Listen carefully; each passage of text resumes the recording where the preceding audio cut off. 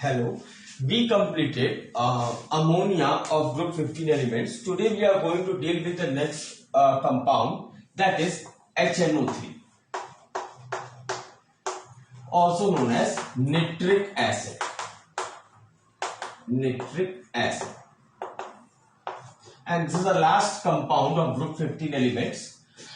अच्छा, nitric acid की अगर मैं प्रिपरेशन की बात करूं तो जैसे कि नेचुरली जो एसिड रेन का एक मेन फैक्टर या मेन एसिड होता है दैट इज जो निट्रिक एसिड, और उसी चीज को यूज किया गया है ऑस्टवर्ड प्रोसेस में in order to make the industrial preparation of nitric acid. तो लेट अस फर्स्ट अंडरस्टैंड कि एसिड रेन कैसे होता है, दो आपकी ये सिलेबस में नहीं है but it will help you to understand the Ostwald process जो उसके बाद हम करेंगे. जनरली एसिड रेन में होता क्या है, आपको पता है कि एटमॉस्फेयर में आपके नाइट्रोजन और ऑक्सीजन गैस मतलब अच्छे मात्रा में है. नाइट्रोजन 78% कॉम्प्राइज करता है, ऑक्सीजन से 21% कॉम्प्राइज करता है. तो जब एटमॉस्फेयर में इलेक्ट्रिकल लाइटनिंग होती है तो कुछ नाइट्रोजन और कुछ ऑक्सीजन कंबाइन करके they give you nitric oxide NO. ये nitric oxide due to electrical discharge या इलेक्ट्रिकल लाइटनिंग हायर एटमॉस्फेयर में, ये निट्रिक ऑक्साइड फिर कुछ कंबाइनिंग ऑक्सीजन से कंबाइन करके कुछ मतलब से ऑक्सीजन ऑफ एटमॉस्फेयर से और कंबाइन करके it gets converted into nitrogen dioxide. और ये नाइट्रोजन डाइऑक्साइड जब नीचे की तरफ आएगा it will absorb some precipitated water to get converted into HNO3. And this is the HNO3 जो कि जब मार्बल वगैरह पे गिरता है तो it corrodes the surface of the marble and it is a major component in acid rain. तो basically acid rain जो होता है यह नेचुरल प्रोसेस का ये है कि हायर एटमॉस्फेयर में नाइट्रोजन और ऑक्सीजन कंबाइन करके निट्रिक ऑक्साइड बनाते हैं. ये निट्रिक ऑक्साइड कुछ और ऑक्सीजन पाके नाइट्रोजन डाइऑक्साइड तक जाता है, और ये नाइट्रोजन डाइऑक्साइड जो पानी बरस रहा है H2O और कुछ और ऑक्सीजन के साथ, कुछ और ऑक्सीजन भी लिख लीजिए, के साथ कंबाइन करके it will form HNO3 which when fall on the surface of the marble और मतलब ये कह सकते हैं वो स्ट्रक्चर्स जैसे कि ताजमहल पे के मार्बल को रोड हो रहा है ड्यू टू एसिड रेन. तो ये एक मेजर कंपोनेंट है एसिड रेन का. बट अगर हमें HNO3 इंडस्ट्रियली प्रिपेयर करना है तो ऑस्टवर्ड प्रोसेस ने भी सेम यही प्रोसेस यूज किया है HNO3 को प्रिपेयर करने के लिए. The tough thing was to prepare this nitric oxide, क्योंकि nitrogen being an inert gas वो इजिली ऑक्सीजन से कंबाइन करके नाइट्रोजन निट्रिक ऑक्साइड नहीं दे सकता. हालांकि एटमॉस्फेयर में इलेक्ट्रिकल डिस्चार्ज के पास इतना टेम्परेचर होता है which allows some nitrogen to combine with the oxygen to give this nitric oxide. But domestically या इंडस्ट्रियली या इस पर्टिकुलर सरफेस पे अगर हमें नाइट्रोजन और ऑक्सीजन को कंबाइन करना पड़ेगा we will have a lot of fuel wastage. बहुत ही ज्यादा हमें एनर्जी सप्लाई करनी पड़ेगी इस निट्रिक ऑक्साइड को बनाने के लिए. सो इन ऑर्डर टू जितने भी जो भी मतलब पूरा प्रॉब्लम है HNO3 को बनाने के लिए वो प्रॉब्लम रेस्ट करता है इस स्टेप में कि how you are going to prepare this nitric oxide, because that temperature is not feasible here which can make this nitrogen and oxygen combine to give this nitric oxide. In order to make this happen now I'll explain कि industrial preparation हम कैसे करते हैं. पहले हम डालेंगे इसका industrial preparation and then will be doing laboratory preparation. तो इंडस्ट्रियल प्रिपरेशन जैसे कि अमोनिया का industrial preparation was done by Haber's process. HNO3 का जो इंडस्ट्रियल प्रिपरेशन है it is done by Ostwald process. Ostwald's process. And I told you that the whole efficiency of the Ostwald process lies in the initial step, how you are going to prepare nitric oxide.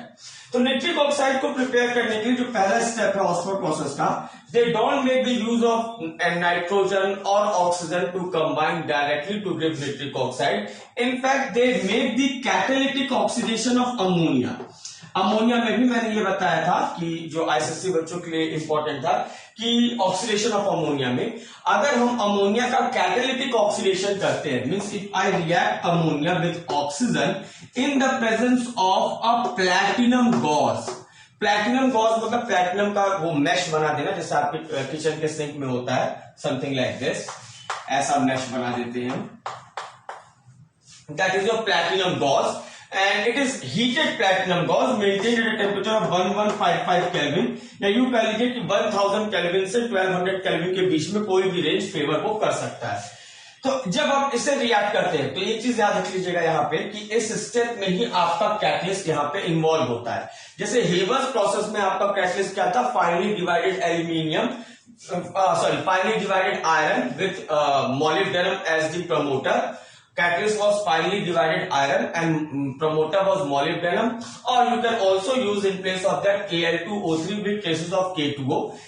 और उसी तरीके से Oswald process का अगर आपसे कोई वो पूछता है कि कैटलिस्ट क्या होता है, तो कैटलिस्ट का रिक्वायरमेंट हमें फर्स्ट स्टेप में ही होता है, because this is the only crucial step.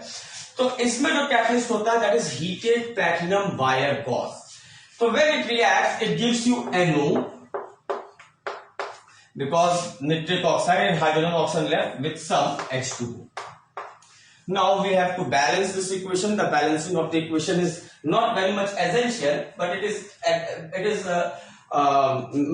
मैं ये मानता हूं कि ये बैलेंसिंग आपको आनी भी चाहिए। अगर हम इसकी बैलेंसिंग करेंगे तो आप इसे ऐसे याद रखिएगा 4 5 4 6, क्योंकि ये बैलेंसिंग इजीली आप एग्जाम में नहीं कर पाएंगे। It is balance, you can see each and every atom has been balanced in this equation. This equation is very important because again I am telling you, जो मेजर एफिशिएंसी है Ostwald process की, वो efficiency है कि आप nitric oxide कैसे बना लेते हैं, because once this nitric oxide is made, आगे के जितने भी सब्सिक्वेंट स्टेप्स हैं वो बहुत ही इजी है। सेकेंडली हम क्या करते हैं, इस निट्रिक ऑक्साइड जो यहां से बना है, इट विल बी, इसे हम कहते हैं कैटालिटिक चैम्बर। जैसे ऑस्वाल्ड प्रोसेस में 3 स्टेप होता है, 3 step means we have got 3 chambers. पहले चैम्बर्स में प्लैटिनम के प्रेजेंस में हम अमोनिया और ऑक्सीजन को मिक्स करके हम निट्रिक ऑक्साइड और वाटर बनाते हैं। फिर इस निट्रिक ऑक्साइड यहां से जो बना है इसे हम दूसरे चैम्बर में भेजते हैं। उस चैम्बर में इस निट्रिक ऑक्साइड का ऑक्सीडेशन होता है and that's why that is known as oxidation chamber. Nitric oxide get oxidizes to nitrogen dioxide, मतलब निट्रिक ऑक्साइड को और ज्यादा ऑक्सीजन से आप कंबाइन करा के वहां पे नाइट्रोजन डाइऑक्साइड गैस बनाएंगे। एंड आई होप सो आपको ये पता है नाइट्रोजन डाइऑक्साइड गैस का जो कलर होता है it is reddish brown colour. मैं बार बार ये बात आपको बता रहा हूं because this is the only gas that can be differentiated on the basis of its colour. अगर आप इसे बैलेंस करना चाहते हैं तो 2NO, I hope so it will be balance, 2 and 2 to the 4th. Once you have made this nitrogen dioxide, the remaining is how you can absorb this nitrogen dioxide within water. इसको अगर आप water से react कर देते हैं तो उसके बाद it automatically gets converted into HNO3. So this nitrogen dioxide again reacts with water it reacts with water where it reacts with water in the absorption tower, the third stage of Ostwald process, to give HNO3. And like this, we prepare HNO3 industrially.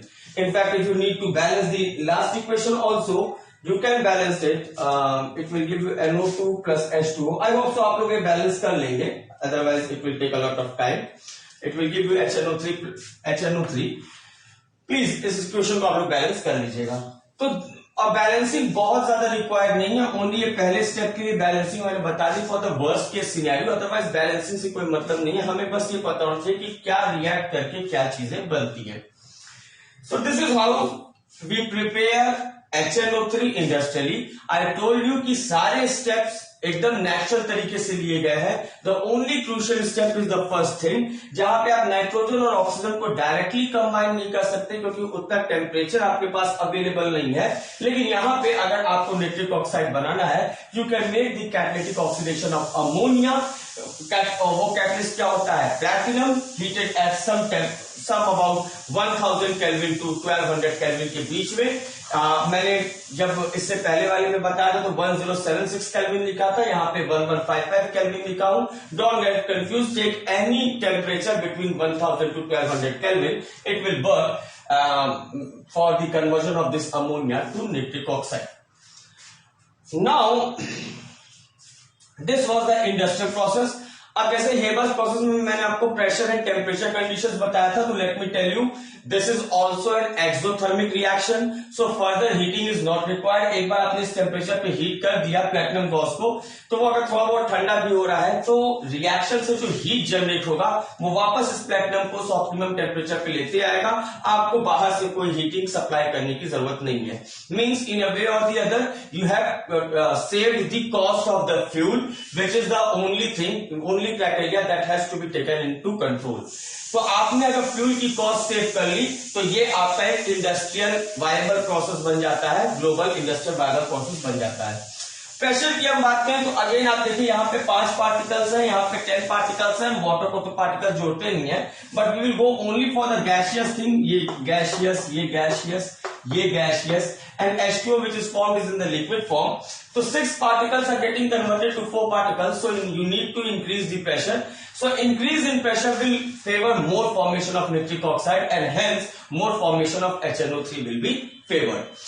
So high मतलब pressure, there should be high pressure, not very high pressure but optimum high pressure, and temperature should be low. Once just heat it once and suspend the heating. The heat generated from the reaction will control the further temperature of the reaction. So this is the industrial preparation of Osborne process, and let me tell you कि यहाँ से जो HNO3 मिलता है वो बहुत ज्यादा concentrated नहीं होता है। Osborne process से जो HNO3 मिलता है कि 68% कंसेंट्रेटेड HNO3। अगर आपको इसके कंसेंट्रेशन को बढ़ाना है, you will have there are various process. You will have to distill it with H2SO4 and वहां से जो आपको HNO3 मिलेगा वो फ्यूमिंग HNO3 होगा, 98% प्योर। इस फ्यूमिंग HNO3 को आप गर्म करके उसका फिर से क्रिस्टल को कूल करेंगे तो आपको 100% HNO3 मिलेगा, बट वो हमें रिक्वायर नहीं है। We just want to know how we can prepare HNO3। उसके बाद इंडस्ट्री में इसके और कंसेंट्रेशन को हम मेंटेन कर लेते हैं। So this was the industrial preparation. What about the laboratory preparation, that is small scale preparation? यहाँ पे हमें बस इसके प्रॉपर्टीज या कैरेक्टरिस्टिक्स को पढ़ना है।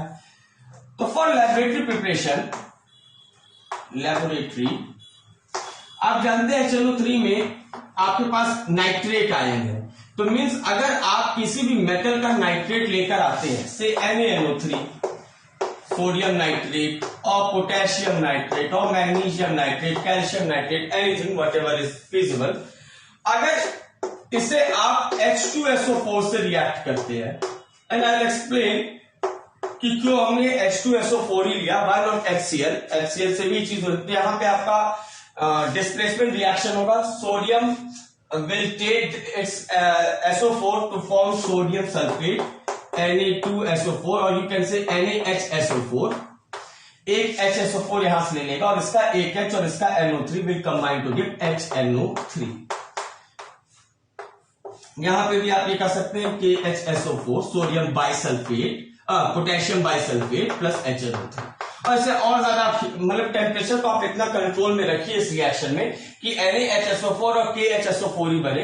अगर टेम्परेचर आपने बहुत ज्यादा हीटिंग कर दी तो ये NaHSO4 जो होता है बेटा ये Na2SO4 बन जाता है, और ये Na2SO4 एक हार्ड क्रस्ट, एक सीमेंटेड क्रस्ट की तरह आपके टेस्ट ट्यूब पे चिपक जाएगा, जिसे आप अगर छुड़ाने की कोशिश करेंगे तो उसमें आपका टेस्ट ट्यूब टूट भी सकता है। So we need to control temperature कि हमारा NaHSO4 तक ही ये जाए। अगर टेम्परेचर ज्यादा हीट कर देंगे HNO3 तो उस केस में भी मिलेगा, but the apparatus will be wasted because Na2SO4 once formed it forms a hard crust, और उसको फिर छुड़ा पाना बहुत ही मुश्किल हो जाता है।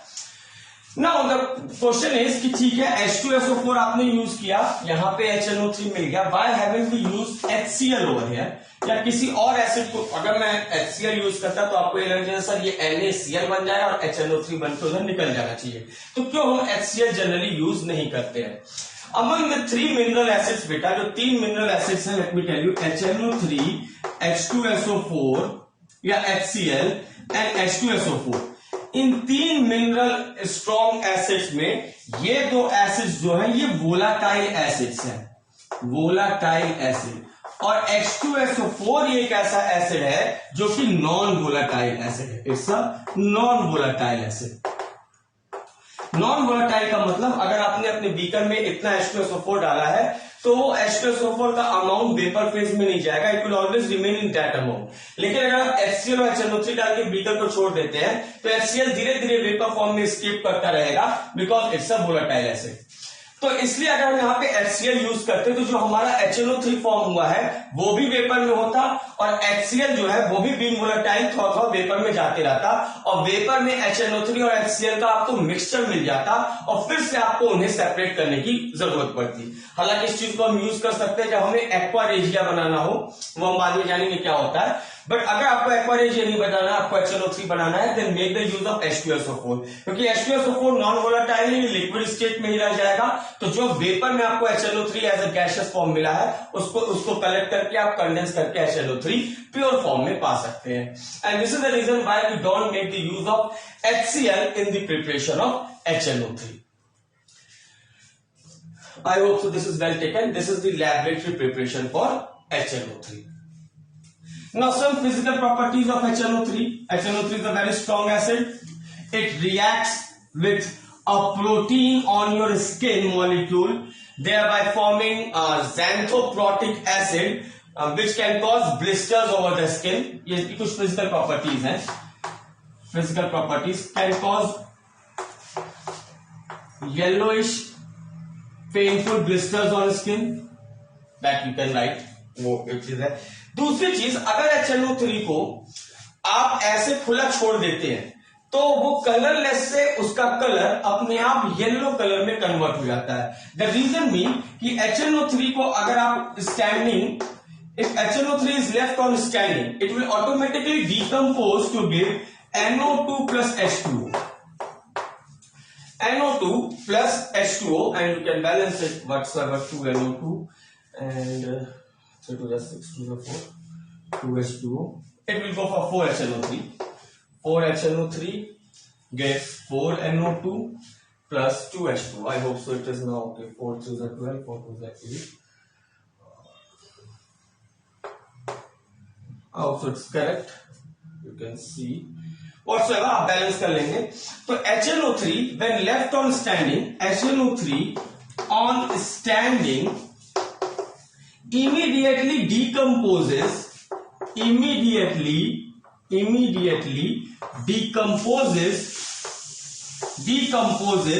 to give NO2, and NO2 being reddish brown in color impart yellow color to HNO3, and NO2 being reddish brown in color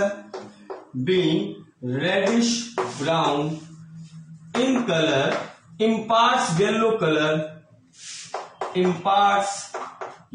color to HNO3, and that's why when HNO3 is left open, it gets converted into yellow color. Though pure HNO3 is colorless, but whenever we keep this HNO3 open, ये HNO3 NO2 में break कर जाएगा। Please balance it, मैं इसकी balancing को consider नहीं कर रहा हूं। अगर अक्सर पूछे तो it will give you some oxygen also, now it is balanced. तो ये HNO3 कुछ NO2 में टूट जाएगा, और इस NO2 के फॉर्मेशन से ये जो कलरलेस HNO3 है, it gets converted into yellow color. I hope so this is well taken. Secondly, it will form painful blisters.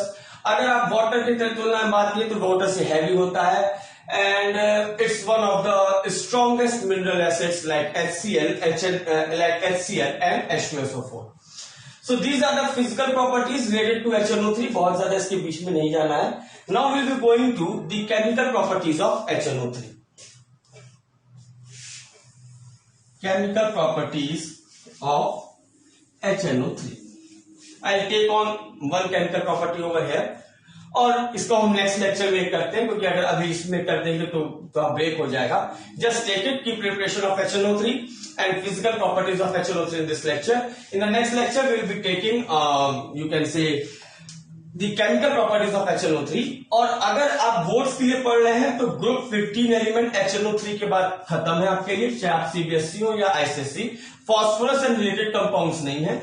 तो इसके बाद जो भी ये कह लीजिए कि आप अगर कंपटीशन की तैयारी कर रहे हैं तो आप आगे के लिए चलिएगा। अगर आप कंपटीशन की तैयारी नहीं कर रहे हैं, आप बोर्ड्स की तैयारी कर रहे हैं, तो इसके बाद आप डायरेक्टली ग्रुप 16 एलिमेंट पे चले जाइएगा HNO3 के बाद। Don't study for the compounds of phosphorus.